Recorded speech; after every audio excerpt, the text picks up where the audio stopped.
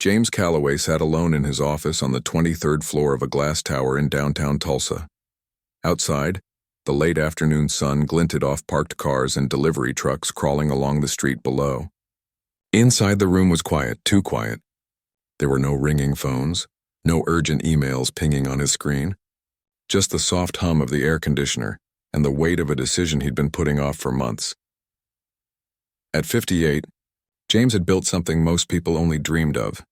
Starting with a single used car lot and a $10,000 loan from his uncle, he'd grown Calloway Auto Group into a regional powerhouse, 6 dealerships, hundreds of employees, and a reputation for selling tough, reliable trucks to hardworking folks across Oklahoma and into Texas. On paper, everything looked great. Profits were up. Inventory turnover was strong. The board was happy, but something felt off. It wasn't the numbers. It was the silence. The kind of silence that comes when people stop telling you the truth. For weeks, James had been reading anonymous comments from the company's internal feedback system. Things like sales team only cares about commissions, or service department treats customers like they're wasting time, or new hires get zero training just thrown into the fire. At first, he'd brushed it off as typical grumbling, but the tone kept shifting. More frustration, less pride, less of the spirit that had once defined his business. He remembered how it used to be. Back in the early days, he'd greet every customer by name.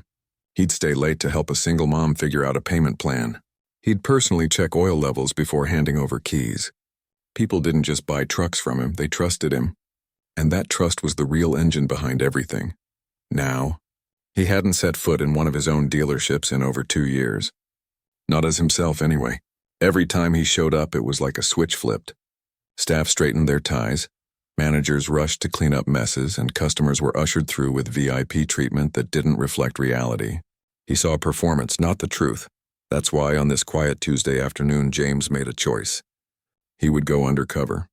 Not for TV, not for publicity, just for himself. He needed to see, hear, and feel what it was really like to walk into a Calloway dealership as an ordinary person with ordinary money and ordinary worries. He didn't tell anyone. Not his assistant, not his wife, not even his dog.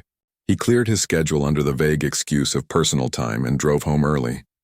In his garage, he dug through old boxes until he found what he needed. A faded red flannel shirt, a pair of scuffed work boots, and a well-worn baseball cap with the logo of a long-gone minor league baseball team. He hadn't worn these in years, but they still fit, loosely, comfortably, like a second skin. He studied himself in the mirror.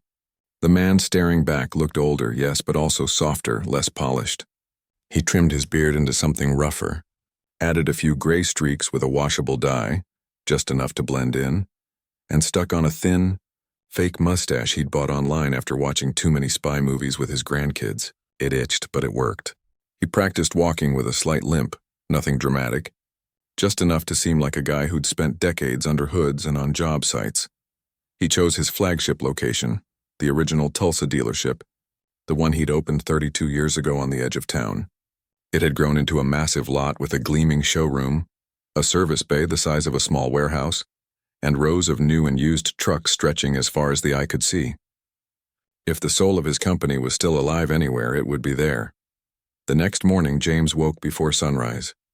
He packed a duffel bag with cash, $28,000 in mostly hundreds and fifties, enough to buy a decent used truck outright, and a cheap burner phone. No credit cards, no ID with his real name, just Jim Carter, retired mechanic from Amarillo, Texas. He'd rehearsed the backstory. Widowed, living on savings, looking for a reliable work truck to help his son with weekend construction gigs. Simple, believable. He drove his personal sedan, an unassuming silver Camry he rarely used, to a gas station 10 miles from the dealership. There he switched into his disguise, tucked his real phone deep in the glove compartment, and took a deep breath. His heart pounded, not from fear, but from something deeper. Hope. Hope that maybe things weren't as bad as they seemed. Hope that the values he'd built his life on hadn't been lost.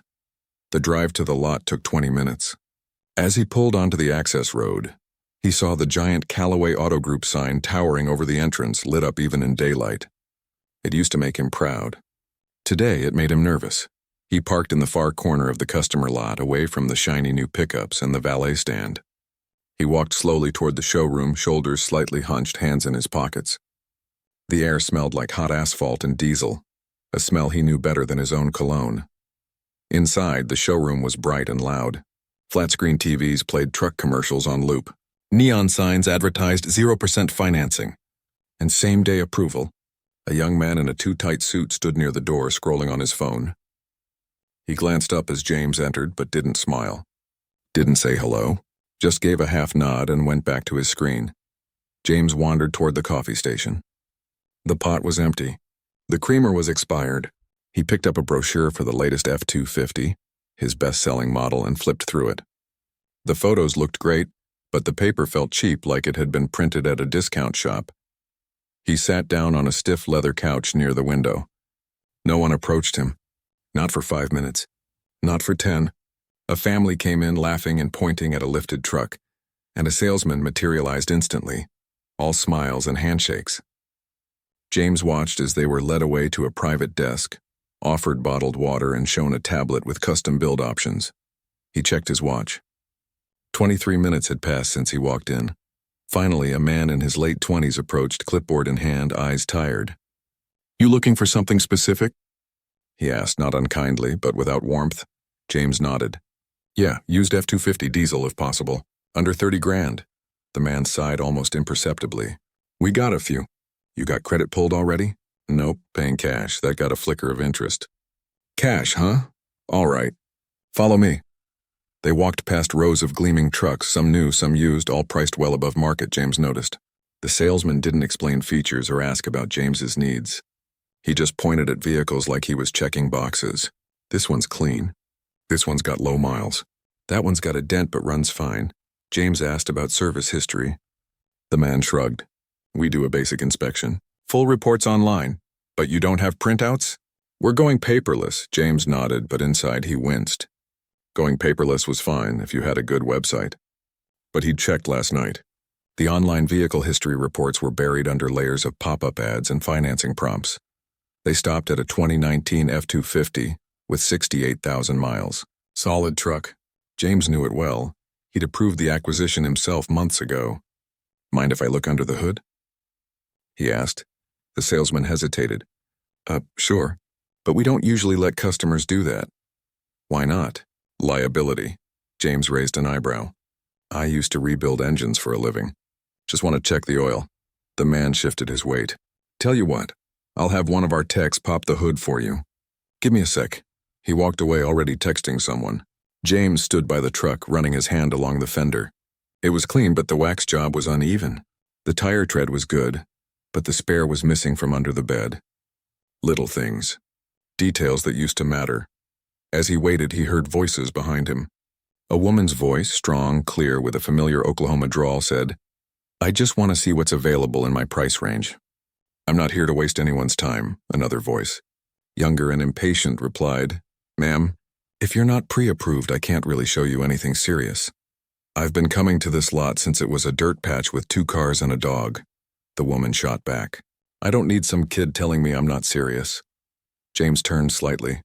An older woman, mid-60s, silver hair pulled back, wearing a floral blouse and sensible shoes, stood near the entrance with a teenage boy at her side. She held a worn purse in one hand and a folded newspaper in the other. There was pride in her posture, but also weariness. Something about her tugged at his memory. He couldn't place her, not yet, but the way she spoke, the way she carried herself, it felt like a ghost from his past. Before he could think more, the salesman returned with a service tech. The hood was opened, the oil dipstick pulled. James glanced at it, clean, golden, full. Good sign. But the air filter was caked in dust. The battery terminals were corroded. These weren't deal breakers, but they were signs of neglect. Signs that no one had truly cared for this truck since it arrived on the lot. "Looks good, right?" the salesman said, already closing the hood. "Yeah," James said quietly. "Looks good, but it didn't, not really." He asked for a quote. The salesman typed something into his tablet and handed it over. $32,500. For a truck that, based on clean market data, should have been $26,900. "Cash price?" James asked. "That's our best offer," the man said, avoiding eye contact. James nodded again, but his stomach tightened. This wasn't just upselling. This was taking advantage. And it was happening in a place he'd built on fairness. He was about to walk away when he heard the older woman's voice again, louder this time. "You know what? Forget it. We'll go somewhere else. At least they'll treat us like human beings." She turned to leave, pulling her grandson with her. As she passed James, their eyes met for a split second. And in that moment, it hit him. He knew her. Not by name, not right away, but by the way she held her chin, by the small scar above her left eyebrow, by the way she tucked her hair behind her ear when she was frustrated. It was her. His very first employee. The woman who'd answered phones, swept floors, and stayed late to help him reorganize inventory when they couldn't afford to hire anyone else. The woman who'd brought him coffee every morning for 10 years and never once asked for a raise. He hadn't seen her in over a decade. Had assumed she'd moved away or retired quietly. And now here she was, trying to buy a truck from his dealership and being treated like an inconvenience. James stood frozen. Not because he was shocked, though he was, but because he suddenly understood. The problem wasn't just lazy salespeople or sloppy maintenance. The problem was that the heart of his company had stopped beating. And he'd been too far away to hear it. He watched her walk out the door, head high, dignity intact. And for the first time in years, James Calloway felt ashamed. He didn't buy the truck that day. He didn't even finish the conversation. He mumbled something about needing to think it over and walked out into the parking lot, the Oklahoma sun hot on his back. He got into his Camry, removed the fake mustache, and just sat there for a long time staring at the dealership sign. The man who built this place was gone. In his place stood a ghost in a flannel shirt, wondering if it was too late to bring him back. James sat in his car for nearly 20 minutes after leaving the dealership. Engine off, hands resting on the steering wheel. The sun had dipped lower in the sky, casting long shadows across the parking lot. He replayed every moment in his head. The empty coffee pot, the expired creamer, the salesman's tired eyes, the inflated price on a truck he knew was worth far less. But more than any of that, it was the woman's voice that echoed in his mind. That familiar no-nonsense tone, the way she'd stood her ground even when brushed aside. He hadn't spoken to her in over 10 years, maybe closer to 15.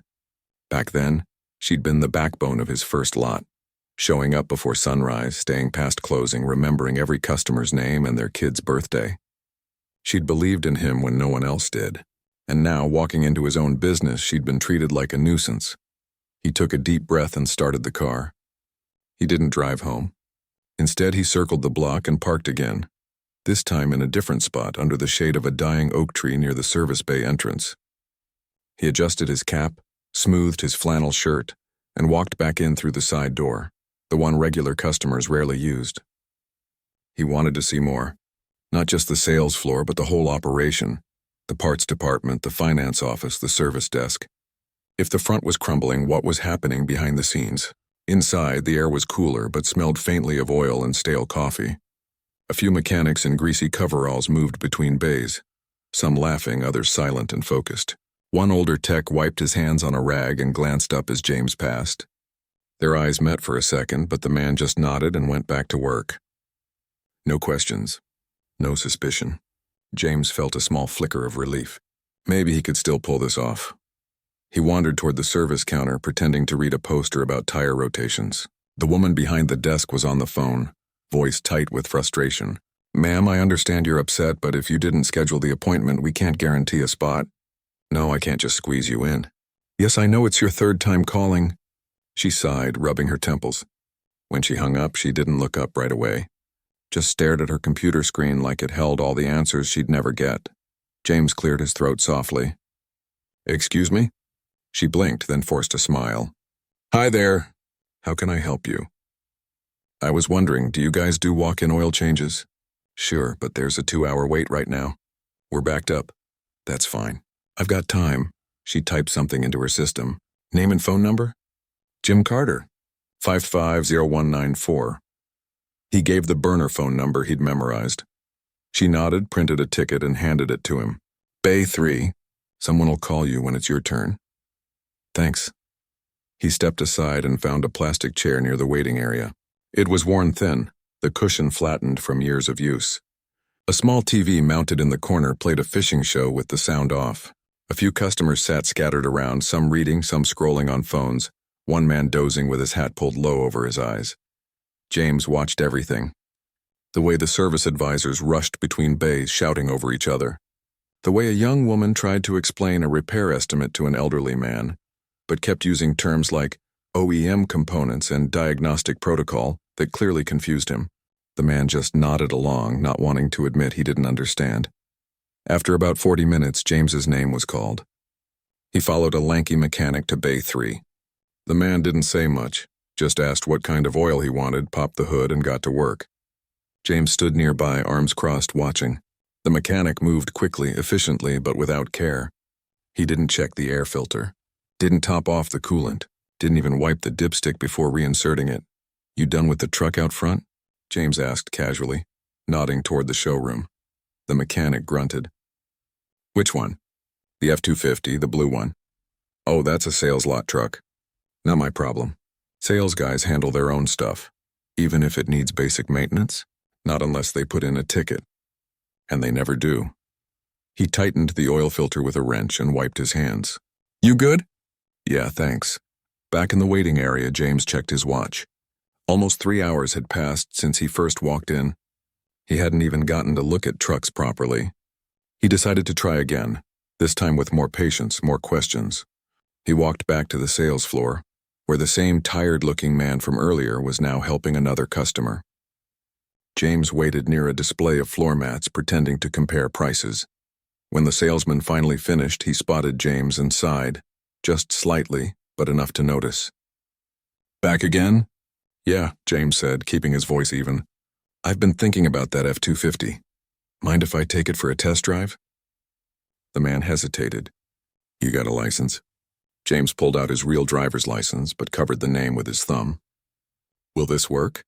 The salesman glanced at it, saw the photo matched, and shrugged. "All right." "Keys are in the truck, no paperwork." "No verification.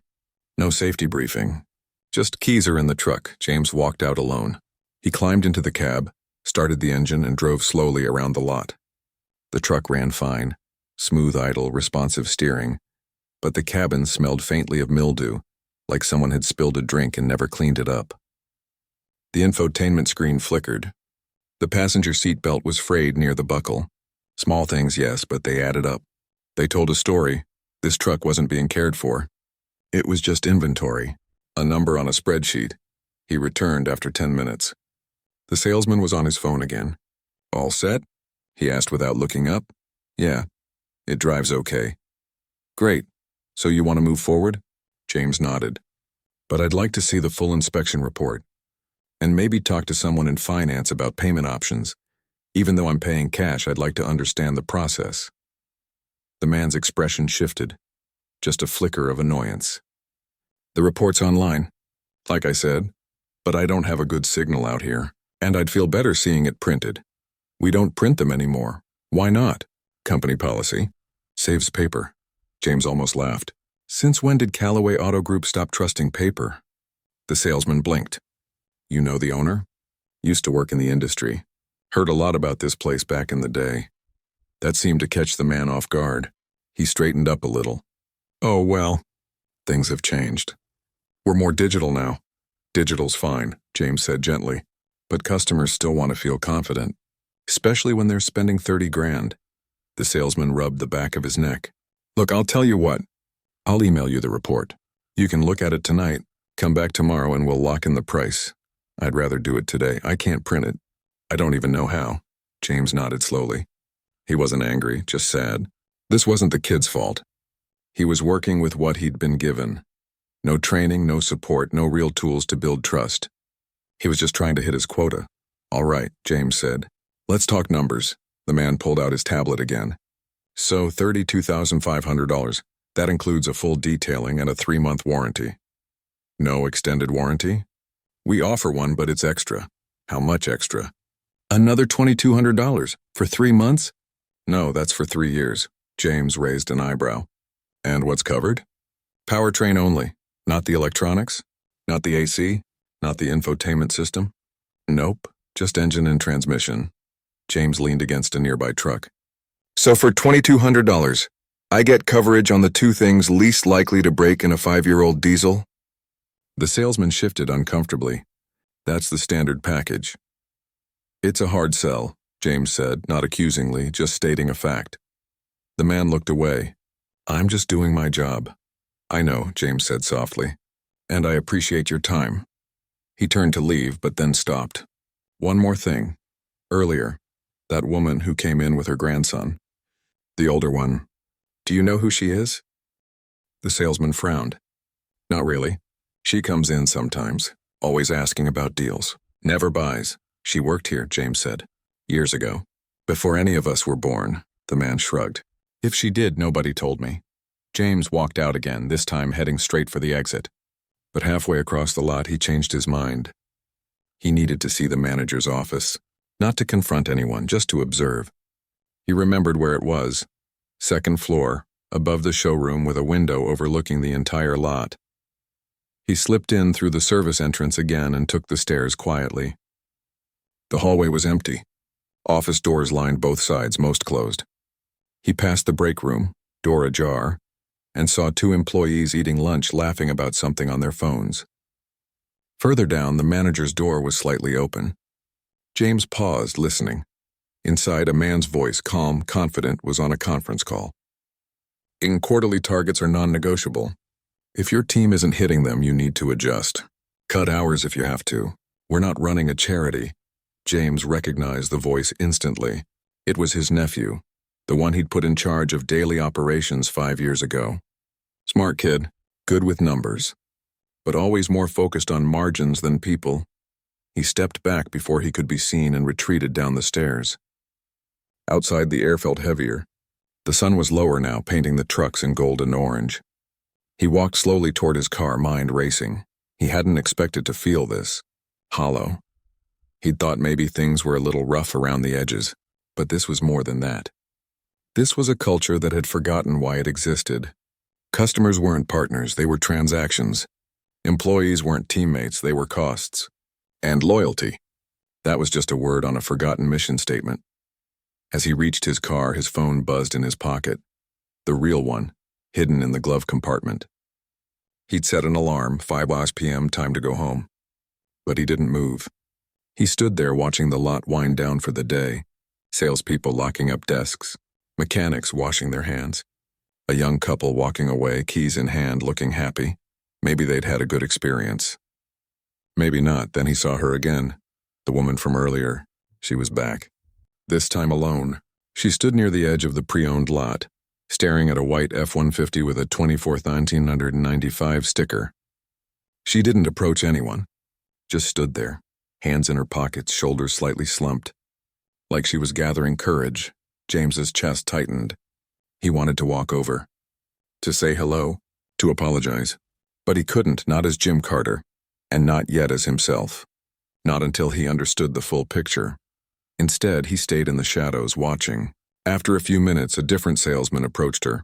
Older, more polished, probably a senior guy. He smiled, shook her hand, and led her toward the truck. James couldn't hear what they said, but he saw her nodding, pointing at the bed, opening the door to look inside. For a moment, she looked hopeful. Then the salesman said something. Her expression changed. She shook her head. He kept talking, gesturing toward the finance office. She crossed her arms, said something firm. He stepped back, hands up, and walked away. She stood there for another minute, then turned and walked slowly toward the parking lot. Head down this time.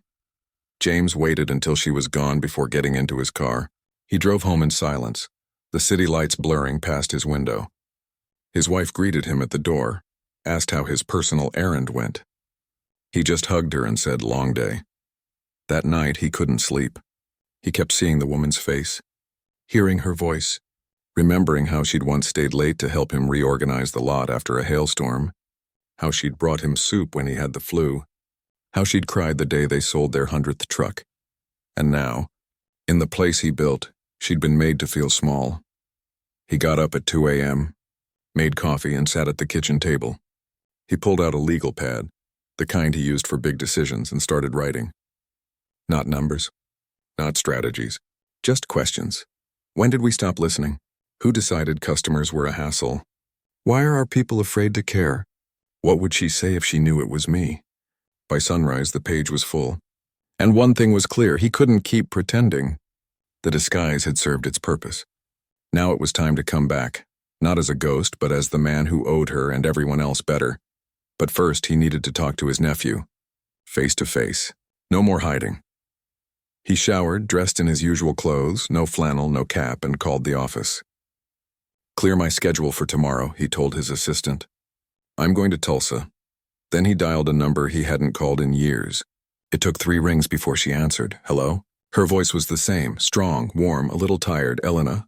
He said a pause. "Who's this?" "It's James Calloway." Another pause. Longer this time. Then quietly, "Well, I'll be damned. I saw you at the lot yesterday," he said. I didn't say anything because, well, I was undercover, trying to see what it's really like.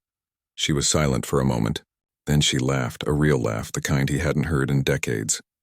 "You old fool. You looked right through me and didn't even know it." "I knew," he said. "I just didn't know how to face you." "You don't have to explain," she said gently. "But I'm glad you called." "I'm coming by tomorrow," he said. "Not as the boss, just as me. Can I take you to lunch?" There was a soft sigh. "Only if you promise not to talk business." "I promise," he said. "Just coffee, and maybe a slice of pie." "All right," she said. "But you're buying." He smiled for the first time in days. "Deal." He hung up and looked out the window. The sun was rising over the city, casting long, clean light across the rooftops. Somewhere out there, a dealership was opening its doors. And for the first time in a long time, James felt like he might actually be ready to walk through them. Not as a stranger, but as someone who finally remembered what mattered. The morning sun poured through the blinds of James's kitchen as he buttoned a plain blue shirt. No logo, no fancy cuffs, just soft cotton that had seen better days but still felt honest. He'd skipped his usual routine. No shave, no cologne, no polished shoes. Today wasn't about looking like the CEO. It was about showing up as a man who'd made mistakes and was finally ready to own them. He drove to the diner Elena had suggested, a small, family-run place on the edge of town with red vinyl booths, a jukebox in the corner, and the smell of bacon and coffee thick in the air. It wasn't fancy, but it was real, just like her. She was already there when he arrived, sitting in a corner booth near the window, hands wrapped around a steaming mug. She wore the same floral blouse from the day before, but today her hair was neatly combed, and she'd put on a pair of small silver earrings. Simple, elegant, the kind you keep for special occasions. She looked up as he approached, and for a second, neither of them spoke. Then she smiled, not with pity or anger, but with something softer. Recognition. "Took you long enough," she said. James slid into the booth across from her. "I wasn't sure you'd come." "I almost didn't," she admitted. "But then I figured, if you're finally ready to talk, I owe it to the man I used to know to listen." A waitress came by, poured James a cup of coffee without asking, and left the pot on the table. He thanked her quietly, then turned back to Elena. "You look good." "So do you," she said, though her eyes lingered on the lines around his eyes, the gray in his beard. "Time hasn't been kind to either of us." "No," he agreed. "But it's been kinder to you." She snorted softly. "Flattery won't get you pie." "I wasn't flattering," he said. "Just telling the truth." They sat in silence for a moment, sipping coffee, watching cars pass on the street outside. It felt strange, comfortable but heavy, like standing on the edge of something important. Finally, James spoke. "I saw you at the lot yesterday, twice."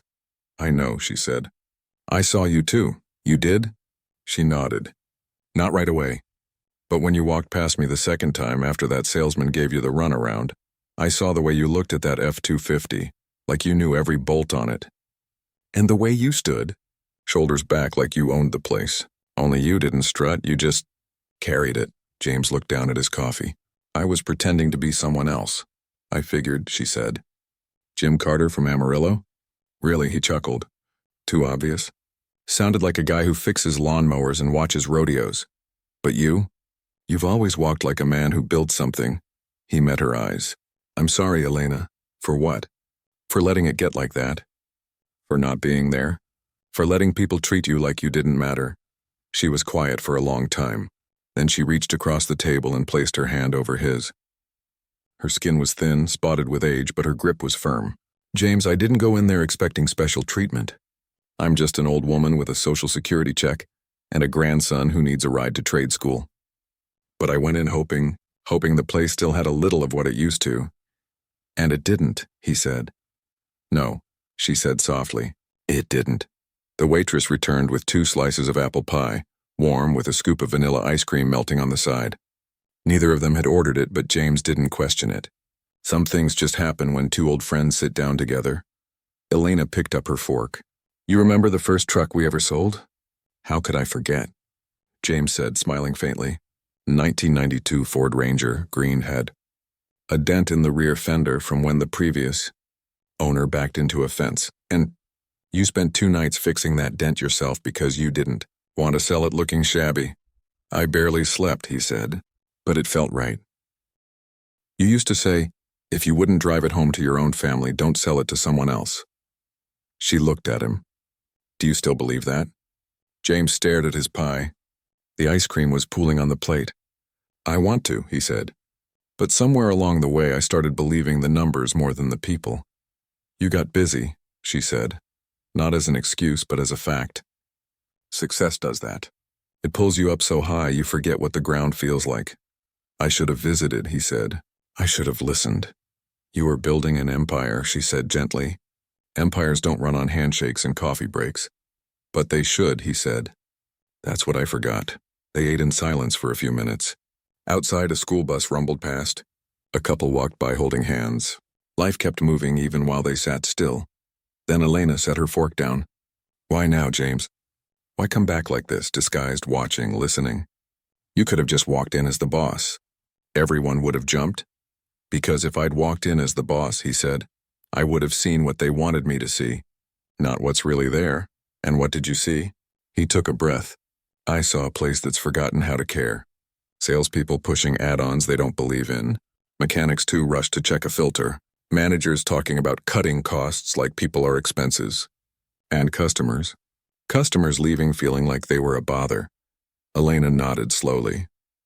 I felt that too. That young man yesterday, he called me sweetheart like I was a child. Told me the truck I wanted was too basic for someone like me. Said I should dream bigger. She shook her head. I don't need to dream bigger. I need a truck that starts in the winter and gets my grandson to class on time. James felt a knot in his throat. He didn't even know who you were. He wouldn't, she said. Nobody there remembers the old days. And why would they? You haven't been around to tell the stories. That hit him hard. He'd assumed the culture would sustain itself, that the values would live on in the walls, in the logo, in the name. But values don't live in signs. They live in people. And if the people in charge stop showing up, stop teaching, stop caring, the values fade. I've been thinking about retiring, Elena said suddenly. James looked up. You are? Next month, she said. My grandson's starting his apprenticeship and I've saved enough. I figured it's time to slow down. Watch sunsets instead of spreadsheets. You deserve it, he said. I do, she agreed. But I wanted my last big purchase to be from you. From the place we built together. I wanted to feel proud walking out with those keys. James swallowed. I'm so sorry it didn't go that way. She reached into her purse and pulled out a folded piece of paper. It was a printout of a truck listing, white F-150, 2020 model, 48,000 miles, priced at $24,095. This is the one I wanted, clean, reliable, within my budget. But when I asked about financing options, just to see what was possible, the guy handed me a sheet with 3 different loan packages, all with interest rates over 12%. Said it was the best I could do. She looked at James. I've got good credit. I've never missed a payment in my life, and he acted like I was lucky to get that rate. James felt sick. That's not how we do things. Not anymore, she corrected. He stared out the window. A delivery truck pulled into the lot across the street. The driver hopped out, stretched, and lit a cigarette. Just a regular guy doing a regular job, the kind of person James had always built his business for. What are you going to do? Elena asked. I don't know yet, he admitted. But I can't let this go on. You could fire people, she said. Shake things up. I could, he said. But that's not the problem. The problem is deeper. It's in how we measure success. How we train people. How we treat folks who walk through that door, whether they buy or not. She nodded. You always did think bigger than the sale. They finished their pie. The waitress brought the check, but before James could reach for it, Elena laid a 20 on the table. My treat, she said. Consider it a down payment on your redemption. He laughed, a real laugh, the first in weeks. Fair enough. As they stood to leave, she turned to him. Don't make a big show of it, James. Don't come in with cameras or speeches. Just fix it, quietly, honestly, like you used to. I will, he said. She patted his arm. Good, because that place, it's still yours, even if you forgot for a while. They walked out into the sunlight. He offered to drive her home, but she waved him off. I've got the bus, she said. Besides, you've got work to do. He watched her walk to the bus stop, her step steady, her head high. Then he got in his car and drove straight to the dealership. Not as Jim Carter. Not as some ghost from the past, but as James Calloway, the man who'd built this place with his own 2 hands and was finally ready to take it back. When he pulled into the employee lot, he didn't park in the reserved CEO spot. He parked in the back near the service bay, just like he had the day before. He walked in through the same side door, but this time he didn't hide. He nodded at the mechanics, said good morning to the service advisor, and headed straight for the stairs. On the 2nd floor, he knocked once on his nephew's office door and walked in without waiting for an answer. His nephew looked up from his computer, startled. Uncle James? What are you? Close the door, James said. His nephew did, eyes wide. Is everything okay? No, James said. Nothing's okay. He sat down in the chair across from the desk. I've been here for 2 days undercover as a customer. His nephew went pale. You what? I walked in like any other person. No warning, no fanfare, and what I saw broke my heart. He didn't yell. He didn't accuse. He just told the truth. About the empty coffee pot, the expired creamer, the inflated prices, the lack of training, the way loyal customers were treated like afterthoughts. He told him about Elena, about how she'd stood in that lot, the lot they'd opened together and been made to feel small. His nephew listened, jaw tight, fingers tapping nervously on the desk. When James finished, there was a long silence. I didn't know it was that bad, his nephew finally said. But you should have. James replied gently, because it's your job to know. I've been focused on the numbers, his nephew admitted. Sales targets, inventory turns, profit margins. I thought if the numbers were good, everything else would follow. That's where you went wrong, James said. The numbers follow the people, not the other way around. His nephew looked down. What do you want me to do? Step back, James said. Let me take the reins for a while. Not to punish you, to rebuild. His nephew nodded slowly. Okay, good, James said. Because tomorrow I'm meeting with the whole staff, and I'm going to tell them the truth. We lost our way, but we're going to find it again. He stood up to leave, then paused at the door. And one more thing, find Elena Ruiz's file. Pull it up. She's been a customer for over 30 years. She deserves better than a 12% loan rate. His nephew opened his laptop. I'll fix it today. James walked out of the office and down the stairs. In the showroom, the same tired-looking salesman from before was wiping down a truck. He looked up, did a double take, and froze. James walked over. You don't know me, he said. But I know you. You're doing the best you can with what you've been given? The young man swallowed. Sir, no excuses, James said. Just a promise, things are going to change. Starting now. He didn't say more. He didn't need to. The look in his eyes said everything. As he walked out of the dealership that afternoon, James didn't feel like a CEO. He felt like a man who'd finally come home. And for the first time in years, he really believed, that the heart of his company was still beating. It just needed someone to listen. The next morning, James arrived at the dealership before sunrise. The lot was quiet, bathed in the soft blue-gray light of early dawn. Dew clung to the hoods of the trucks, and the only sound was the distant hum of a highway and the occasional chirp of a waking bird. He didn't go inside right away. Instead, he walked the perimeter slowly, hands in his pockets, taking it all in. The rows of gleaming vehicles, the faded logo on the service bay wall, the old oak tree he'd planted himself 30 years ago, now tall and strong with branches that shaded half the employee parking lot. He remembered the day he'd planted it. It was the same week they'd sold their first 100 trucks. He'd been so proud he'd bought a sapling from a nursery and dug the hole with his own hands. Something to grow with us, he'd told Elena as she handed him a glass of lemonade. Now standing beneath its shade, he wondered if the roots had held while everything else drifted. Inside, the building was still dark. He flipped on the lights in the main office and made a pot of coffee. Real coffee, not the burnt sludge from the customer station. He used the good beans he kept in his desk drawer for special occasions. Then he sat at the conference table and spread out everything he'd gathered over the past 2 days. Notes from his undercover visit, printouts of customer complaints, internal emails about cost-cutting, and a single sheet of paper with Elena's name at the top. He didn't want to make decisions in anger. He wanted to make them in clarity. By 7 a.m., the first employees started arriving. Mechanics in worn boots, salespeople in wrinkled shirts, office staff with travel mugs and tired eyes. When they saw James sitting alone in the conference room, most froze. Some whispered. Others backed out quietly, as if they'd walked into a room they weren't supposed to be in. He didn't call them in. He waited. At 7:30, his nephew arrived, looking nervous but determined. He set a thick folder on the table. I pulled Elena's file, he said quietly. She's been a customer since 1993. Bought 5 vehicles through us, always paid in full or on time. Never a single late payment.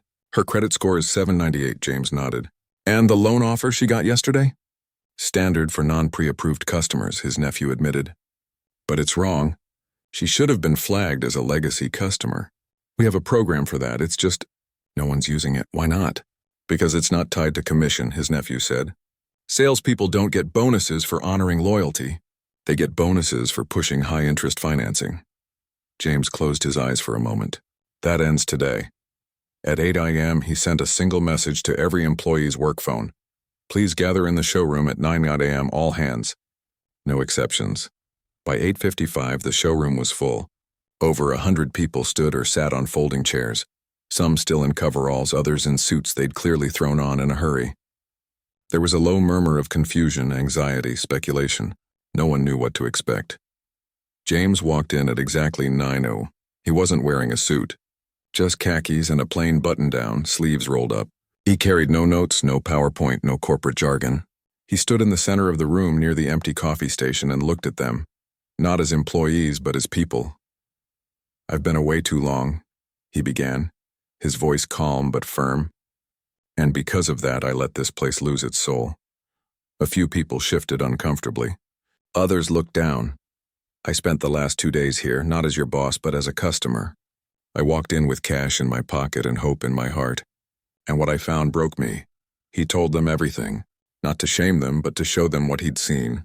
The rushed service, the inflated prices, the lack of care, the way a woman who'd helped build this company was treated like she didn't belong. I'm not here to fire anyone, he said. I'm here to fix what's broken, and that starts with me. He paused, letting the words sink in. Then he laid out his plan, simple, clear, human. First, the customer experience would change immediately. Every used vehicle would come with a printed inspection report. No more hiding behind online only. Every customer would get a fair, transparent price. No more padding quotes to hit quotas. And every person who walked through that door, whether they bought or not, would be treated with respect. Second, training would return.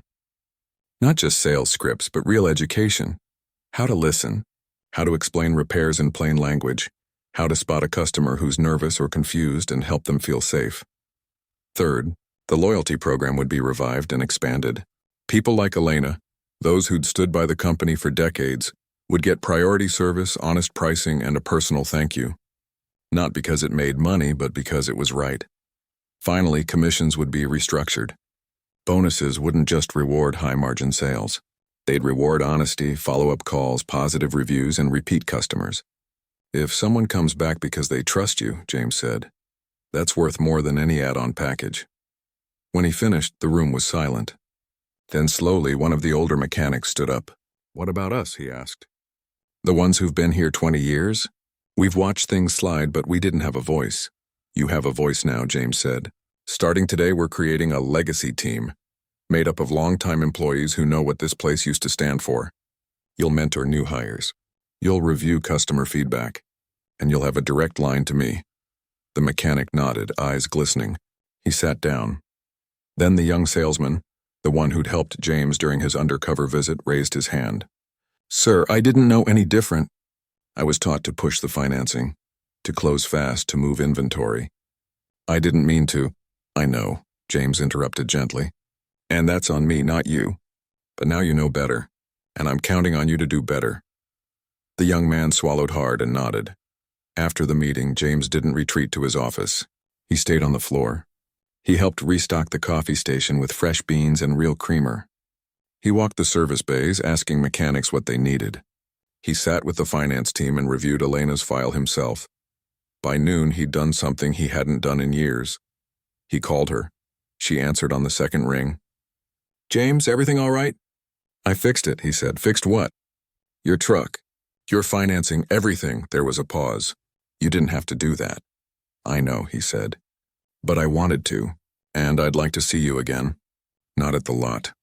Not as a customer, just as friends." She was quiet for a moment. Then softly, "All right. But no more disguises." "No more disguises," he promised. They met that evening at the same diner. This time, James brought a folder with him. Inside was a new quote for the white F-150, $22,500, all fees included, with a 3.9% interest rate if she wanted to finance, or a clean cash price if she preferred. Also included was a handwritten note. "For 32 years of loyalty. With gratitude." She read it slowly, her fingers tracing the numbers.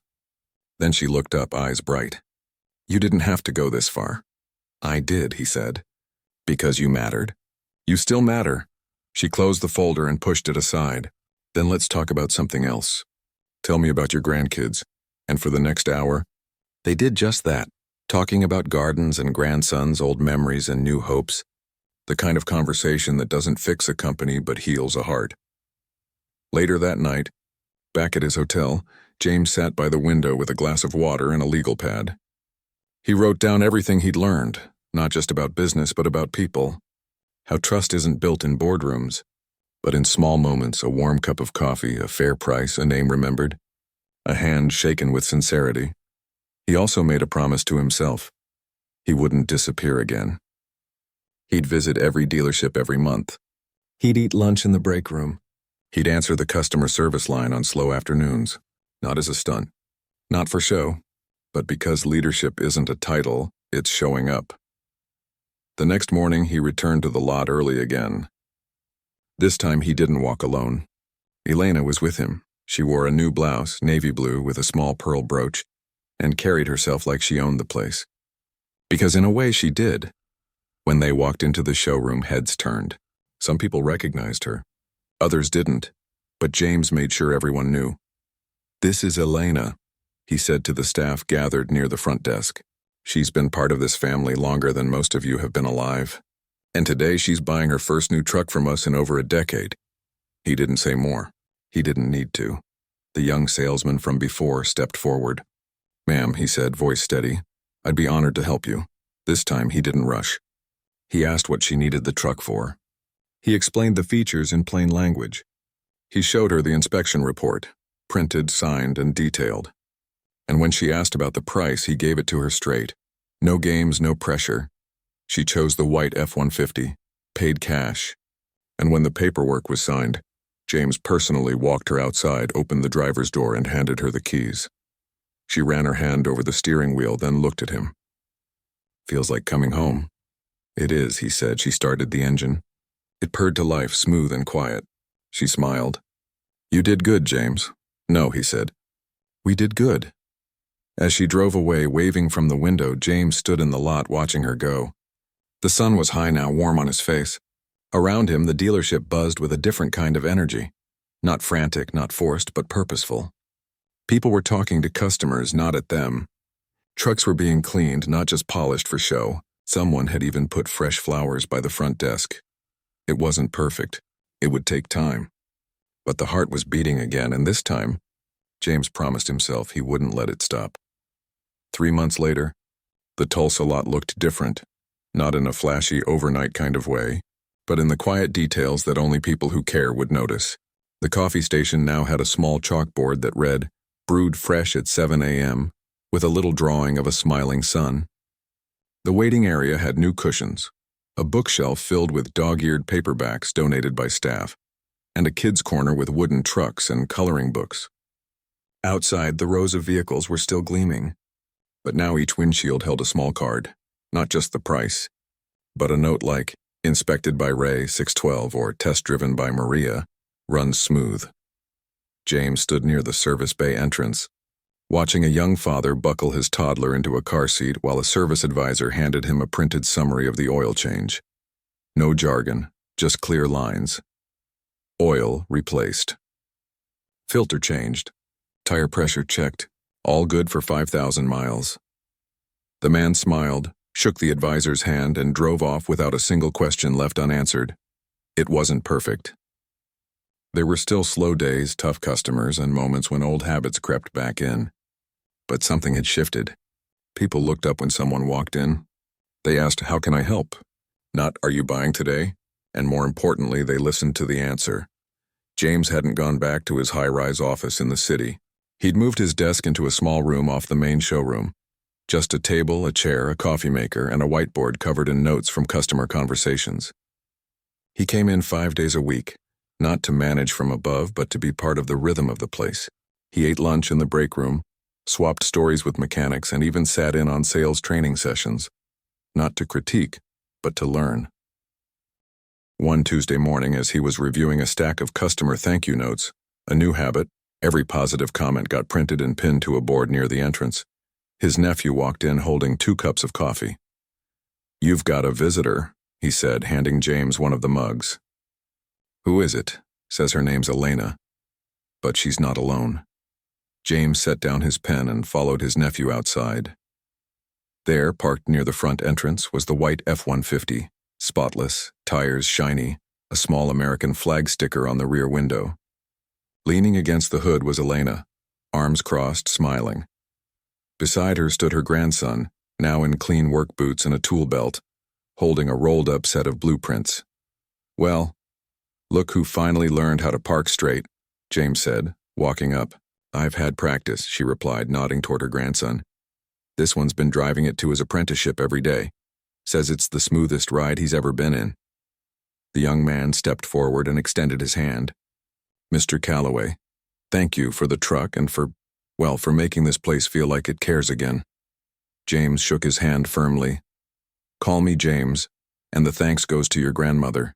She reminded me what we'd forgotten." They stood in the morning sun for a while, talking about the grandson's progress, the new trade school program, and how the truck had already hauled drywall, lumber, and even a broken-down lawnmower back to the shop. It wasn't just a vehicle. It was part of their life now. Then Elena turned serious. "I didn't just come to chat," she said. "I came to tell you something." James raised an eyebrow. "Oh?" She reached into her purse and pulled out a folded letter. "I got this yesterday, from the state licensing board." James took it, unfolded it carefully. It was official letterhead, crisp and formal. At the bottom, in bold print, it said, "Certificate of Completion, Journeyman Electrician." He looked up, eyes wide. "You passed?" Her grandson grinned. "With top marks." Elena nodded, but her eyes were on James. "I'm not retiring." He blinked. "I thought you said—" "I changed my mind," she said. "Turns out I've still got work to do. And I want to do it here." James felt his throat tighten. "Here? At the dealership?" "On the legacy team," she said. "You said you were forming a group of long-timers to mentor new folks and keep things honest. Well, I may not know much about trucks anymore, but I know people, and I know when someone's being treated right, or not." James didn't hesitate. "You're hired. Starting Monday." "No pay," she said firmly. "I'm not here for a paycheck. I'm here because this place matters, and because someone's got to make sure you don't disappear again." He laughed, but there were tears in his eyes. "Deal." That afternoon, James called a special staff meeting, not in the showroom, but under the old oak tree he'd planted decades ago. Folding chairs were set up in a loose circle. Coolers of water and lemonade sat in the shade. Even the mechanics came out of the bays, wiping grease from their hands. When everyone was settled, James stood and gestured to Elena, who sat quietly at the edge of the group. 3 months ago, he began, I walked into this lot as a stranger. I saw what was broken, but I also saw something worth saving. And it wasn't the trucks. It was the people. He went on to share what had changed and what still needed work. He announced the official launch of the Legacy team, with Elena as its first member. He introduced a new customer promise that would be posted at every desk. We'll listen, we'll be honest, we'll treat you like family. Then he did something unexpected.